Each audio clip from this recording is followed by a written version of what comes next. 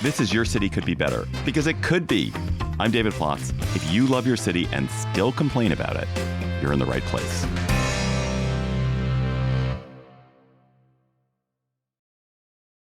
It is the semi-quincentennial this weekend, and if there is anything that America's founding fathers agreed on, it was the importance of trivia. The Minutemen, of course, were so named because you had to be able to list 23 towns in Massachusetts in a minute in order to join. The Bill of Rights logjam at the Constitutional Convention was broken when Alexander Hamilton beat James Madison in a game of Founders Feud. And here at Your City Could Be Better, we are going to celebrate the 4th of July in the same spirit with a friendly, or maybe unfriendly, trivia competition between me and our celebrity guest. And our celebrity guest honestly daunts me. I'm terrified of her.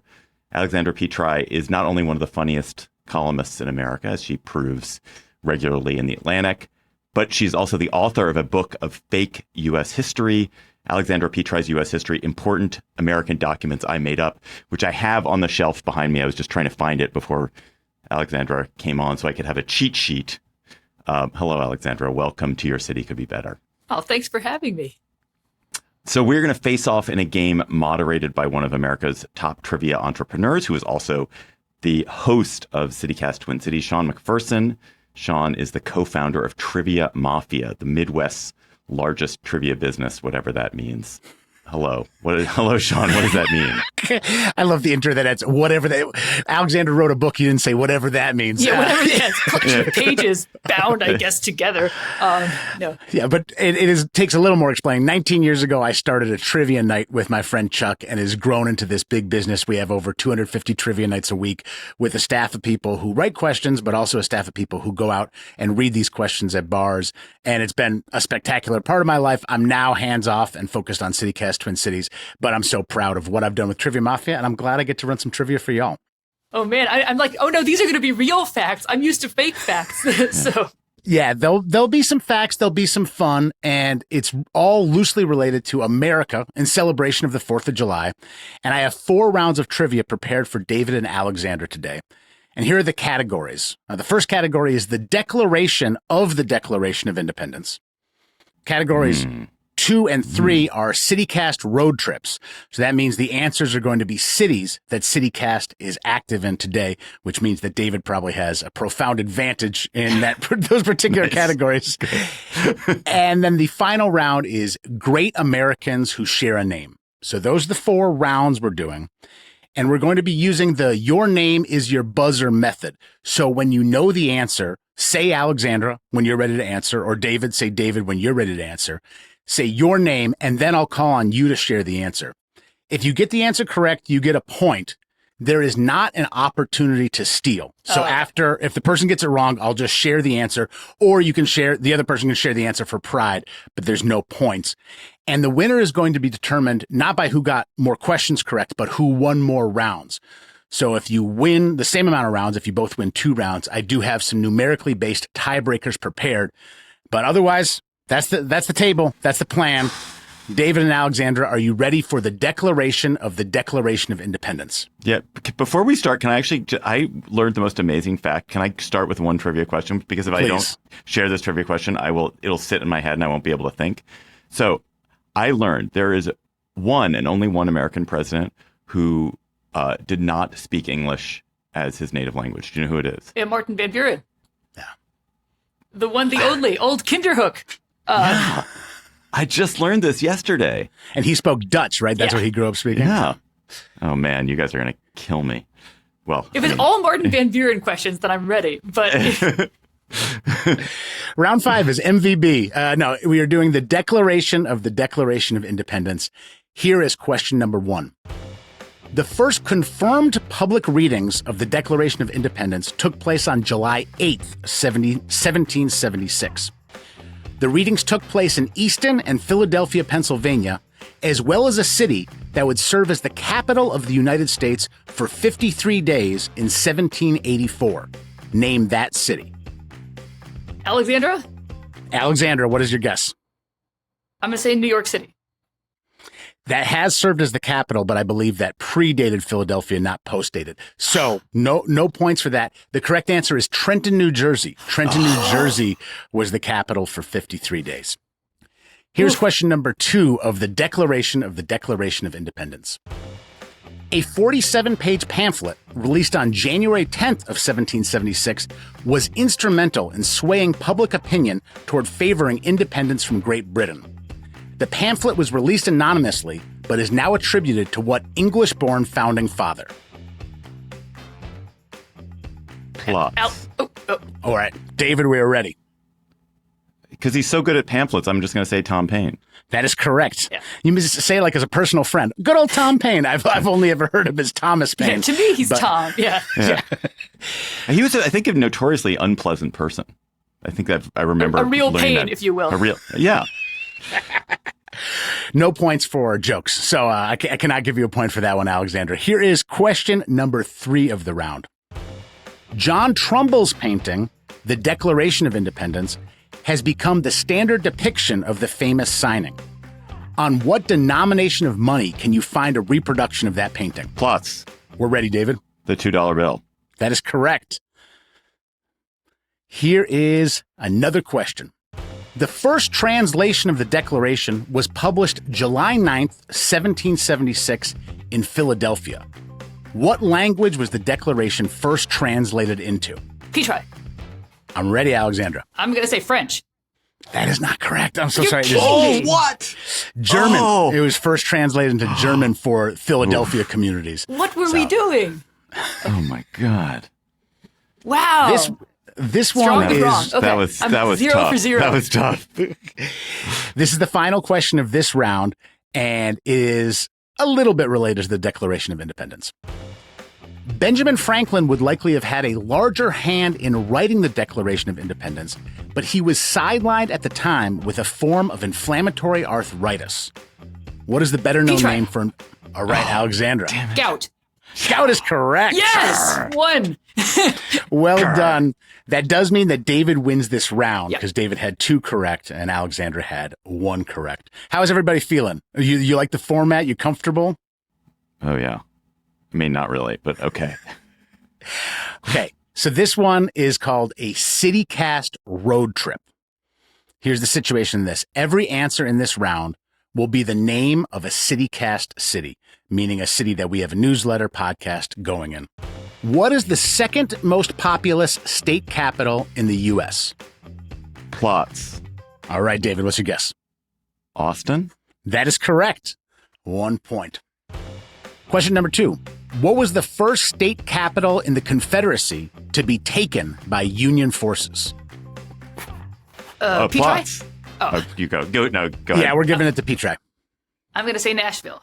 That is correct. 1-1. Well done. What city has acquired more professional sports teams in the U.S. in the past 10 years Plotz. than any other city? David. Las Vegas. Yeah. Las Vegas is correct. What city is home to the self-proclaimed largest independent new and used bookstore in the world? Plotz. All right, what's your guess, David? Portland. That is correct. Owl's Books. I've been there. It's a great bookstore. What city is home to America's oldest zoo?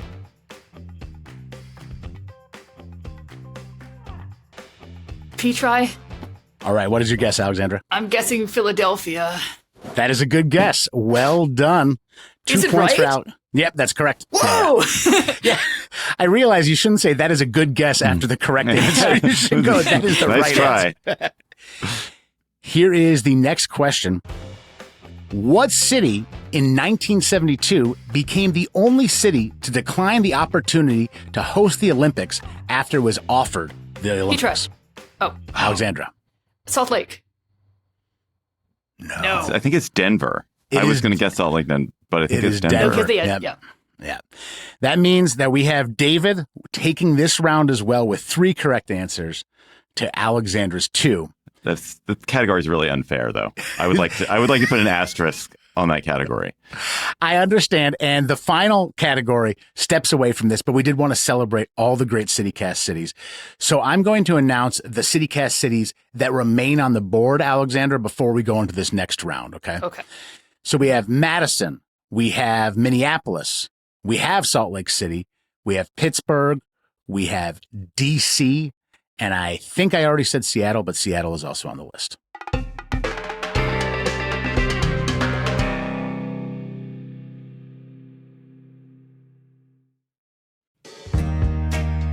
Step into the movies with the Neon Museum's new movie tour in the heart of Las Vegas. Take a guided walk through real neon backdrops that have lit up some of Hollywood's most memorable scenes. It's perfect for film lovers and Vegas fans who want to see the city through a cinematic lens. You can explore glittering neon landscapes that have actually appeared on the silver screen and see how Las Vegas has been portrayed in classic films and modern blockbusters over the decades. Discover how the La Concha lobby was a key setting in Martin Scorsese's 1995 film, Casino, and stand where Robert De Niro and Sharon Stone filmed their romantic evening as Ace and Ginger. You can trace even more movie history from pre-code Hollywood all the way to contemporary blockbusters to discover how Las Vegas earned its reputation as the entertainment capital of the world through film. Hear insider stories and fun trivia that bring these movie moments to life and capture unforgettable photos surrounded by the glow of real Hollywood-used neon. Join fellow cinephiles on a one-of-a-kind tour that turns the Neon Museum into your own movie set. Get your tickets today at neonmuseum.org. Hi, I'm David Plotz. I'm the CEO of CityCast, a podcast network that includes this show you're listening to, and also 12 other CityCasts in 12 other cities. And each one knows their city as well as your local team knows yours. So isn't it time we connected them? Don't you want to know how they're tackling their bike lane problems and housing challenges and sidewalk dog poop crises? That's why I'm hosting a new podcast called Your City Could Be Better. Because it could be. Every week, I'll chat with a different host in our CityCast network about what their cities are doing right and wrong, the weird things they're trying, and the surprising successes, so that we can all learn how to make our cities a little bit better. Listen to Your City Could Be Better on YouTube or wherever you get your podcasts. Are y'all ready for a further CityCast road trip? Let's do it. What city is the northernmost major metropolitan area in the contiguous 48 states? Petri? All right, Alexander, what's your guess? Seattle? That is correct. Well done. Further north than Minneapolis. Well played. Oh. Question number 2. What city is home to the only natural waterfall on the Mississippi? Plots. It's got to be the Twin Cities. That is correct. St. Anthony Falls. I think we might be the only CityCast city on the Mississippi, if I'm not mistaken. I'm trying to think of anything else that would come close. I think that's it. You guys are tied up. Question number 3. What city's most significant college sports rivalry is sometimes referred to as the Holy War? Oh, Petri. Petri, I'm ready. Well, now I'm doubting it, but I'm going to say Salt Lake again. That is correct. Salt Lake City is right. That is the University of Utah, which is non-religious, and BYU, BYU. which is... I was on the campus. I should have known this because I was on the campus of the University of Utah last year, and I was wondering why all the signs, any sign that had a Y on it, the Y was taped over, and I was like, why are all the Ys taped over? And it's because I guess that's the Y of BYU.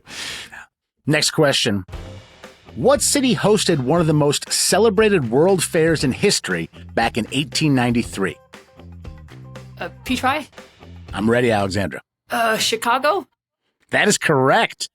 3 for Alexandra. If you'd said in 2026, I would have been like, well, the Great American State Fair, obviously, in D.C. But I was there yesterday. It was a ride. I'm going down tomorrow. I can't wait.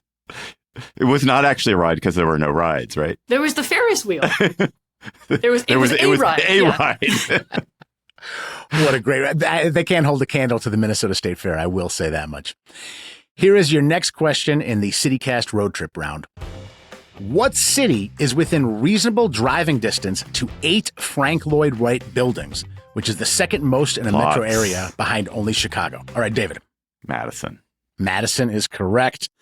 He's creeping up, Alexandra. Yeah, 2 you got points to 3 Taliesin, points. you got the whole, yeah, You have Wisconsin roots, right? I do. I feel like the reasonable driving distance is doing a lot of lifting there, but I'll give it to you. Have you been? Wait, are you from Milwaukee, Alexandra? Fond du Lac. When I was in Milwaukee, there was this place called the Burnham. What's it called? It's a block in sort of a nothing neighborhood of Milwaukee where Frank Lloyd Wright had designed these sort of kit houses. And they built like 4 of these kit houses on this block. And then they didn't build them anywhere else. And so it's this block that has 4 Frank Lloyd Wright houses on it. And they're just tiny little houses and they're not really much of anything, but it's so cool to see. Oh, that's really cool. I've not been to those. I got to check them out. I think it's called the Burnham Block. The Burnham Block in Milwaukee. Here's your next question, folks. What city is sometimes called the Paris of Appalachia?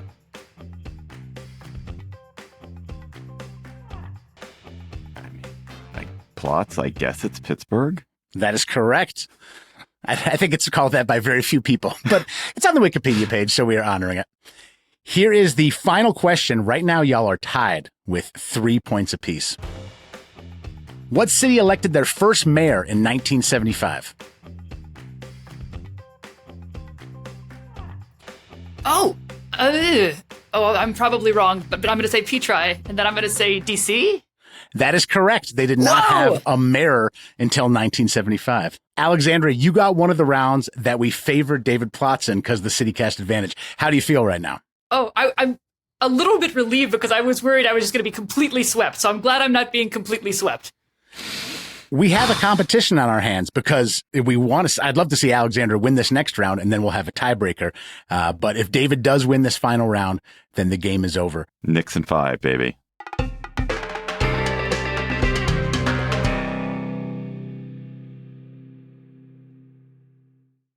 This round is called Great Americans Who Share a Name. So I'm going to describe 2 Americans who share the same first and last name, and you give me that name. Wow. This is by far the funnest round we have. Are you excited, Alexandra and David? Yes. Here's the first one. The 4th Vice President of the United States and the Leader of Parliament since 1968.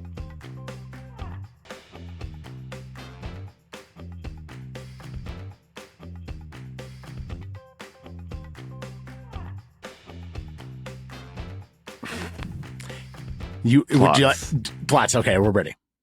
James Monroe. I'm just going to guess that Monroe was Madison's vice president. No. Okay.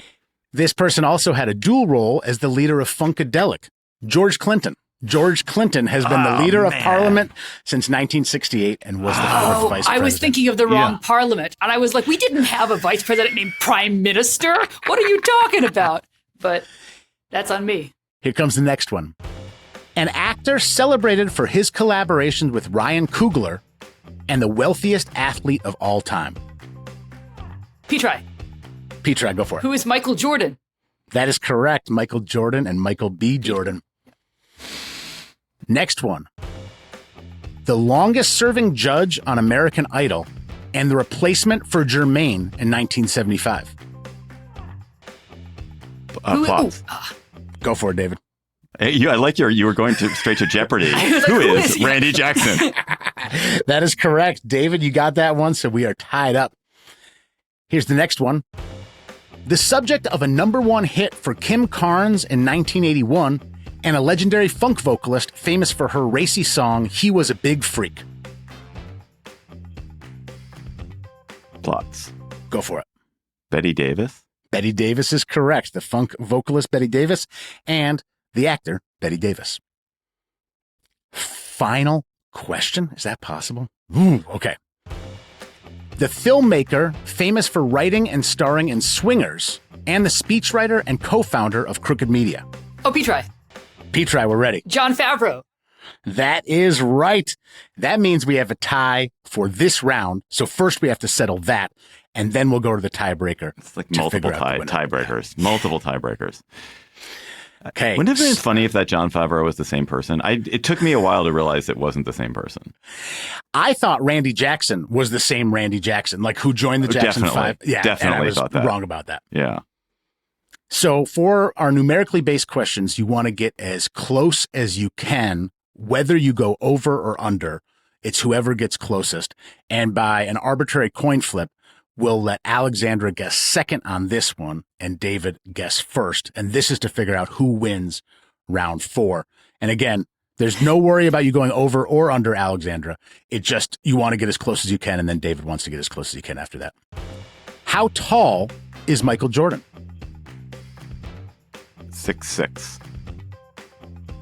All Which right. Michael Jordan? I did not say B, not Michael Bartholomew Jordan. How tall is Michael Jordan, Alexandra? I'm going to say 6'8". 6'8". David was on the nose. He is 6'6". So All that right. means that David wins that round.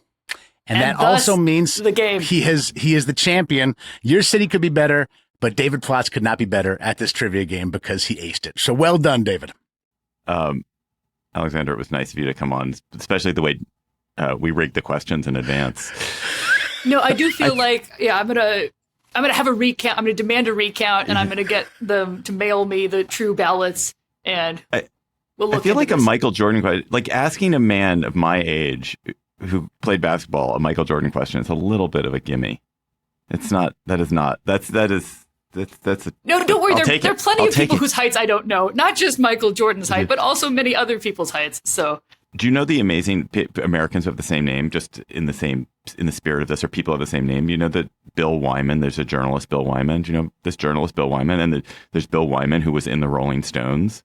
And Bill Wyman, who was in the Rolling Stones, once sent a cease and desist letter to Bill Wyman to say he couldn't write under the name Bill Wyman, even though Bill Wyman he'd been Bill Wyman longer than Bill Wyman had been the Rolling Bill Stones Wyman, had yeah. existed. I did not know that. I know Bill Wyman, the bassist, but I did not know Bill Wyman, the journalist. Yeah, there's a Bill Wyman journalist too. There's another David Plotz journalist who's my cousin, but he doesn't write as David Plotz. there's another Alexandra Petri who's a journalist, but I think she pronounced it Petri. Alexander, would you say you learned more about U.S. history writing a book of fake U.S. history, or more from just life?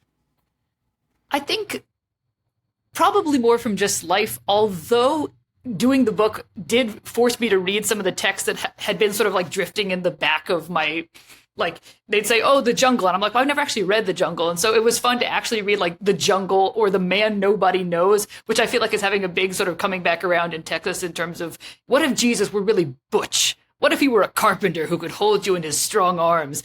And it's like, wow, ever since, like, for decades, people have been like, Jesus is insufficiently butch for me. So that's been, it was fun to actually go to the text and be like, ah, yes, this is familiar to me. Which was the best American history text that you got to read that you didn't know? I did love The Jungle. The Jungle was a hit, except I did think that Jurgis Rudkis, our protagonist, was going to fall into a vat and become rendered into sausage at some point, and he didn't, which I guess is a spoiler for anyone who hasn't read The Jungle yet. But it was one of those things where I kept getting, I'm like, he's only got like 20 pages left, and I guess he's going to have to fall into that vat really soon. But it turned out that the author went another direction. Thank you, Alexandra Petri, for being so game and so historically minded. And you can read Alexandra in The Atlantic whenever you want, and it will bring you delight. And you can listen to Sean McPherson whenever you'd like on CityCast Twin Cities, where he is the host. That is all for today's episode of Your City Could Be Better. I'm your host, David Plotz. Our producers were Aria Bracci, Priyanka Tilve, and Sean McPherson, who, of course, was also our trivia master. Our music is by Carl Christensen. If you're enjoying the show, please tell your friends, rate the show, leave us a review wherever you get your podcasts. We'll be back next week with another conversation about how your city could be better.